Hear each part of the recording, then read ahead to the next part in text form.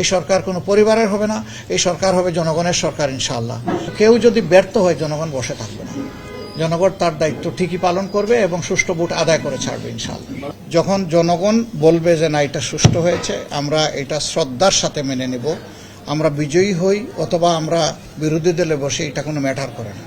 ইনশাআল্লাহ 12 তারিখের নির্বাচনকে সফল করে তুলবে এবং সেই নির্বাচনের মধ্য দিয়ে যে সরকার গঠিত হবে, এই সরকার হবে নতুন বাংলাদেশের সরকার, এ সরকার হবে জন আকাঙ্ক্ষার সরকার, এই সরকার হবে কৃষক, শ্রমিক, মেহনতি জনতা সহ মুটে মাঝি মজুর সকলের সরকার, সকল শ্রেণী পেশার মানুষের সরকার, নারী পুরুষের সরকার, শিশু আবাল বৃদ্ধ বনিতার সরকার।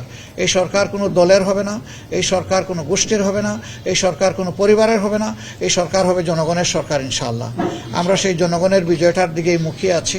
আল্লাহ রাব্বুল আলামিন একটি সুষ্ঠু নির্বাচনের পরিবেশ নিশ্চিত করে দিয়ে জনগণের আকাঙ্ক্ষা পূরণে আমাদেরকে সহায়তা করুন। আপনাদের সকলকে ধন্যবাদ। এখানে আমাদের 11 দলের অন্যান্য সহকর্মীবৃন্দ আছেন, শীর্ষ নেতৃবৃন্দ আছেন, আপনারা সবাইকে দেখতে পাচ্ছেন। কেউ ইচ্ছা করলে আমার বক্তব্যের পরেও তারা সাপ্লিমেন্ট করতে পারবেন, মোস্ট ওয়েলকাম। এবং আমরা জাতিকে এই বার্তাই দিচ্ছি, একটি সুষ্ঠু নির্বাচনের জন্য সর্বাত্মক সহযোগিতায় 11 দল প্রস্তুত। স্বাস্থ্যকর হালিম, রাঁধুনি হালিম, হালিম হোক রাঁধুনি হালিম। আসলে দেখেন, এই ধরনের বিক্ষিপ্ত বিচ্ছিন্ন ঘটনা অতীতেও ঘটেছে, এটা নতুন না। এগুলা মোকাবিলা করেই অতীতে জনগণ তাদের দায়িত্ব পালন করেছে। আর এবারকার প্রেক্ষাপটটা সম্পূর্ণ ভিন্ন। দেশের শতকরা 40% ভোটার জীবনে একটা ভোটও দিতে পারে নাই। তারা এই ভোটের মাঠ কেউ নষ্ট করবেন, এটা আমরা বিশ্বাস করি তারা বরদাস্ত করবে না। ভোটাররাই এর জবাব এবং প্রতিরোধ গড়ে তুলবে।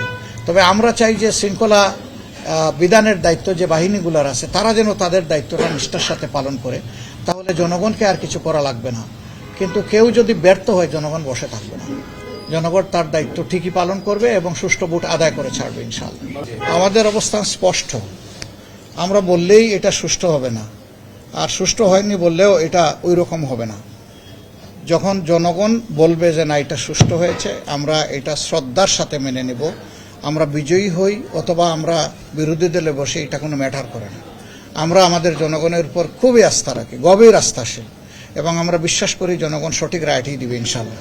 আর দোয়া করেন, দেশটা তো আমাদের সকলের ভাই, আমরা হাতে হাত মিলিয়ে, কাঁধে কাঁধ মিলিয়ে একটা সুন্দর দেশ, আমাদের আগামী প্রজন্মের জন্য একটা নিরাপদ দেশ, আমাদের নারী সমাজের জন্য একটা নিরাপদ দেশ, শিশুর জন্য একটা তার স্বপ্ন বাস্তবায়নের দেশ, বৃদ্ধ যারা হয়ে গেছেন এই দেশকে দিতে দিতে তাদেরও আকাঙ্ক্ষার শান্তিতে যাতে দুনিয়া থেকে তারা বিদায় নিতে পারেন, সেই রকম একটা দেশ আমরা উপহার দেওয়ার জন্য আগামী 12 তারিখ ইনশাআল্লাহ এগিয়ে যাই। আপনাদের সকলের সহযোগিতা চাই। আসসালামু আলাইকুম ওয়া রাহমাতুল্লাহ।